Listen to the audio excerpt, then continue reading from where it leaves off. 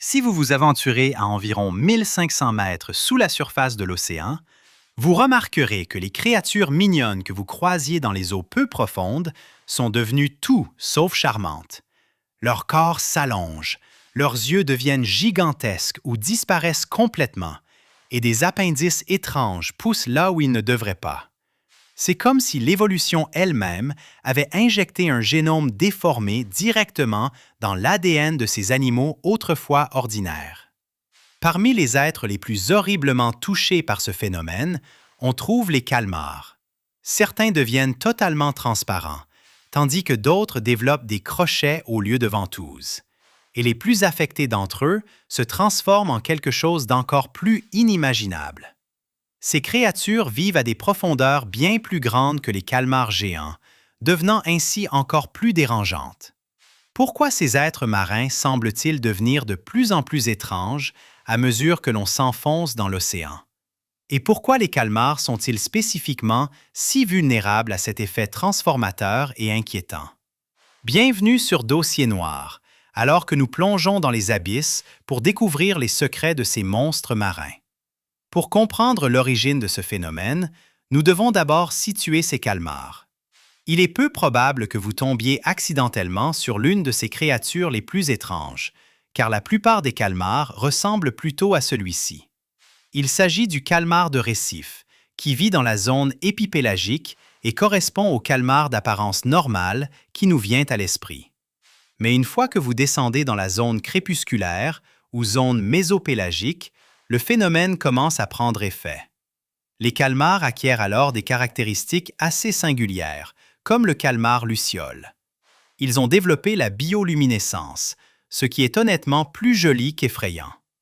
Les calmars de verre, quant à eux, deviennent transparents, comme s'ils étaient faits de cristal. Bien que plus étranges que les calmars de récif, ils ne sont pas encore véritablement inquiétants à ce stade. Cependant, dans la partie la plus profonde de cette zone, se trouve le calmar de Humboldt, qui représente le premier cas de véritable transformation abyssale.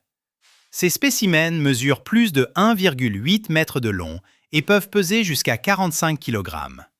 Ce sont aussi les premiers calmars à développer des crochets conçus pour déchirer la chair. Contrairement aux calmars précédents, ceux-ci se chassent entre eux, dévorant littéralement les membres plus faibles de leur propre espèce. On les surnomme les diables rouges des mers, non seulement à cause de leur couleur, mais aussi en raison de leur comportement hyper agressif et presque déconcertant. La plupart des calmars chassent seuls, mais les calmars de Humboldt attaquent en groupe coordonné, émettant des motifs rouges et blancs sur leur peau pour communiquer en pleine chasse. Ils peuvent se déplacer jusqu'à 25 mètres par heure, ce qui est nettement plus rapide que ce que vous pourriez nager. Mais représentent-ils vraiment une menace pour nous? Eh bien, ils sont assez terrifiants, et oui, ils peuvent vous blesser avec leurs crochets, mais il est très improbable qu'ils chassent de manière persistante une créature aussi grande qu'un être humain. Ils préfèrent généralement des proies plus petites, comme les crevettes, les crabes ou des calmars plus petits. Aucun décès humain n'a été signalé à cause des calmars de Humboldt. Pour l'instant, nous sommes en sécurité. Mais si vous descendez encore plus profondément dans la zone de minuit ou zone bathypélagique, les calmars que vous y rencontrerez auront été entièrement transformés par l'évolution et auront atteint un point où tout le monde s'accordera à les trouver terrifiants. Découvrez le Promachoteuthis, le calmar aux dents humaines. Honnêtement, je ne sais pas qui aurait pu penser que ce serait une bonne idée de concevoir une telle créature. Mais ce calmar existe, malheureusement. Malgré son apparence absolument effrayante, ce ne sont pas de véritables dents, mais des replis de tissu mou qui entourent le bec du calmar, qu'il utilise toujours pour découper de minuscules proies. Je ne suis pas sûr si cela le rend plus ou moins étrange. Cependant, un seul spécimen a été capturé, et il mesurait à peine 2,5 cm de long. La raison pour laquelle nous n'en avons pas trouvé davantage est due à la difficulté de localiser des créatures aussi loin dans les profondeurs. Mais ce sont aussi des calmars extrêmement rares en général, et c'est probablement mieux ainsi. À l'extrémité opposée du spectre des tailles dans cette même zone se trouve le plus long calmar du monde, le calmar géant. Ce calmar est l'exemple le plus flagrant de gigantisme abyssal, et il peut atteindre une longueur estimée à 13,7 mètres. Cependant, si peu d'entre eux ont été trouvés que nous ne connaissons pas encore vraiment les limites de leur taille. Ils possèdent les plus grands yeux de tout le règne animal, plus grands que des assiettes. Et parce que ces calmars sont colossalement massifs, ils sont aussi dangereux. Ils sont connus pour combattre les cachalots, qui plongent à des milliers de mètres pour les chasser. Et c'est la principale raison pour laquelle nous avons même découvert leur existence. Des cicatrices de tentacules de calmars géants ont été trouvées sur la peau des cachalots, et des becs de calmars ont été découverts dans leurs estomacs. La plupart des gens pensent honnêtement que cet animal est à l'origine des mythes du kraken. L'anatomie gigantesque du calmar a été conçue pour les profondeurs, et uniquement pour les profondeurs, avec un énorme manteau de muscles purs, 2 tentacules garnis de ventouses et de denticules, et un bec solide capable de découper ses proies. Ils sont donc absolument terrifiants, et c'est pourquoi ils sont si célèbres. Mais sont-ils agressifs envers les humains? Eh bien, nous ne le pensons pas vraiment, mais c'est surtout parce qu'aucun humain ne les rencontre là-bas. Dans des conditions normales, ce sont des prédateurs en embuscade qui rôdent dans les eaux d'un noir absolu, avant de frapper des proies comme des poissons de taille moyenne, ou, encore une fois, d'autres calmars. Le cannibalisme est courant parmi ces calmars étranges. Alors, pourquoi deviennent-ils si grands? C'est un mélange de plusieurs raisons, mais une théorie est que dans l'océan profond, où il fait froid et où la nourriture est pratiquement inexistante, les corps plus grands conservent mieux l'énergie. Ils peuvent stocker plus de nutriments et se déplacer plus efficacement sur de longues distances. Une autre idée est que les animaux plus grands peuvent voyager plus loin pour trouver de la nourriture ou des partenaires dans un environnement aussi vide. Mais malgré leur taille colossalement massive, et je pèse mes mots, nous ne savons toujours presque rien d'eux. Nous ignorons leur nombre, leur durée de vie, leur mode de reproduction ou l'endroit où ils déposent leurs œufs. D'une certaine manière, c'est ce qui les rend si fascinants. Mais ces calmars ne sont pas encore les plus effrayants, car nous n'avons même pas encore atteint le fond de l'océan. Encore plus profonde que la zone de minuit se trouve la zone abyssopélagique, également appelée zone abyssale, ou vous pouvez simplement l'appeler l'abysse, car c'est fondamentalement ce qu'elle est. Un vide noir absolu et sans fin, s'étendant de 4000 à 6000 mètres sous la surface. À ce point, il est impossible que la lumière du soleil pénètre. La pression y est immense. Et puisqu'il n'y a pas de lumière solaire, la température est juste un peu au-dessus du point de congélation. Toute vie ici semble se déplacer dans une sorte de ralenti étrange. Il n'y a pas de plantes, et la plupart de la nourriture n'est que de la neige marine qui tombe d'en haut. Alors, qui vit-il? Seulement des créatures hautement spécialisées, comme des vers de mer abyssaux, des concombres de mer, des méduses des profondeurs, et bien sûr, des calmars. L'Asperoteuthis, par exemple, est un calmar incroyablement fin, mais d'une longueur démesurée, atteignant jusqu'à 4,5 mètres. Et tout ce qu'il fait, c'est dériver. Il est presque entièrement gélatineux, et nous ne savons pas grand-chose de lui en raison de la profondeur à laquelle il se trouve. Il chasse probablement avec les longs bras fins qui s'étendent de son corps, et il pourrait être capable de détecter les vibrations. Mais la vérité est que la plupart des mystères de ces calmars restent encore inconnus. Mais au fond de la zone abyssale se trouve le seul calmar plus lourd que le calmar géant, le calmar colossal. Écoutez, je sais que ces noms commencent à devenir déroutants. J'ai déjà assez de mal à les prononcer, mais restez avec moi. Le calmar colossal est en fait une espèce de calmar complètement différente du calmar géant, et ils ne sont pas du tout étroitement liés. Ils appartiennent à la famille des Cranchiidae, celle des calmars de verre, bien que le calmar colossal ne soit pas transparent. Le calmar géant, lui, est de la famille des Architeuthidés. Alors, quelle est la différence? Le calmar géant est long, élancé et rapide. C'est pourquoi c'est un prédateur en embuscade. Le calmar colossal, en revanche, est plus court, mais mesure tout de même près de 10,7 mètres. Il est épais et massif. C'est aussi un prédateur en embuscade, mais d'une manière légèrement différente. Il repère de faibles mouvements dans l'obscurité, puis frappe avec des tentacules munis de crochets qui se tordent et s'enfoncent dans la chair. Une fois qu'il a sa prise, le calmar la traîne et la déchire avec son bec gigantesque. Et ce bec est capable de trancher les os. C'est un véritable champion poids lourd parmi les calmars. Le plus lourd enregistré pesait plus de 450 kg, atteignant environ 495 kg. On s'attend à ce que les plus lourds puissent atteindre jusqu'à 590 kg.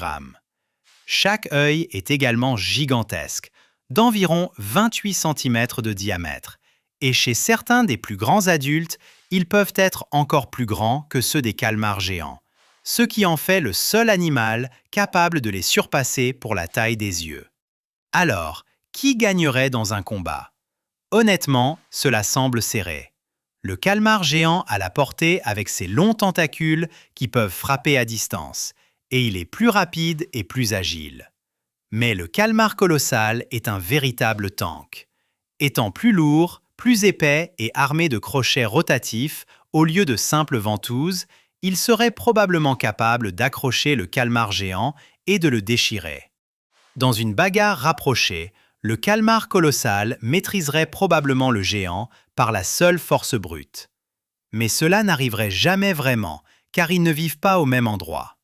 Le calmar géant s'en tient à la zone bathypélagique, la zone de minuit, où il chasse dans des mers légèrement plus chaudes et plus riches en oxygène. Le calmar colossal, en revanche, ne se trouve vraiment que dans la zone abyssale de l'Antarctique et est tout simplement trop profond pour que les calmars géants s'y aventurent. Ce qu'ils ont en commun, cependant, c'est que le calmar géant et le calmar colossal sont tous deux chassés par un ennemi colossal, le cachalot. Ces baleines plongent à des milliers de mètres dans l'obscurité totale, juste pour les chasser, utilisant l'écholocation pour les localiser. Lorsque les cachalots remontent de ces plongées, leurs têtes sont souvent couvertes de longues cicatrices circulaires. Car ces chasses ne sont pas faciles. On y trouve des marques de ventouses et des blessures de crochets provenant de batailles avec ces deux calmars. Et parfois, il peut être difficile de distinguer lesquels proviennent de quel calmar. À l'intérieur de l'estomac des cachalots, les scientifiques ont trouvé des becs gigantesques, la seule partie d'un calmar qui ne se digère pas en raison de sa solidité. Alors, qu'y a-t-il d'encore plus profond que cela? La seule chose en dessous de la zone abyssale est la zone hadale, le fond absolu de l'océan. Elle commence à environ 6000 mètres de profondeur et descend jusqu'au point le plus profond de la Terre, la fosse des Mariannes, à près de 11 000 mètres sous la surface. La zone hadale est principalement composée de fosses océaniques et de dépressions profondes. Et ce qui y vit est, pratiquement rien. Parce qu'elle est si profonde, rien n'y vit vraiment, à part quelques organismes simples comme des vers ou des microbes. Mais aussi le calmar le plus terrifiant qui ait jamais existé. Tout au fond de l'océan existe le calmar à grande nageoire, ou Magna Pinna. Ce que ce calmar fait, nous ne le savons pas vraiment. Nous n'en avons jamais capturé un vivant. Nous n'avons jamais étudié un adulte complet. Et nous ne savons qu'ils existent que grâce à des captures de caméras sous-marines, souvent granuleuses, comme celle-ci. On soupçonne qu'ils ne nagent pas vraiment, mais qu'ils dérivent plutôt. Et ceux que nous avons trouvés mesurent environ 6 mètres de long, toujours plus petits que les calmars géants. Mais honnêtement, je préférerais trouver un calmar géant plutôt que cette chose. Nous ne connaissons pas vraiment les limites de taille de cette créature, car nous n'avons trouvé que des juvéniles dans les profondeurs. Même la zone hadale est si profonde que ces calmars n'ont été trouvés que dans la partie supérieure de la zone hadale. Alors, pourquoi ce calmar a-t-il évolué pour devenir si étrange et si effrayant? On soupçonne que cela est en grande partie lié à la survie, et non pas simplement pour créer des cauchemars au fond de l'océan. Le mouvement brûle de l'énergie, et l'énergie est extrêmement précieuse à de telles profondeurs. Ainsi, au lieu de nager, le calmar à grande nageoire est mieux conçu pour ne pas avoir à chasser constamment ou à fuir les prédateurs.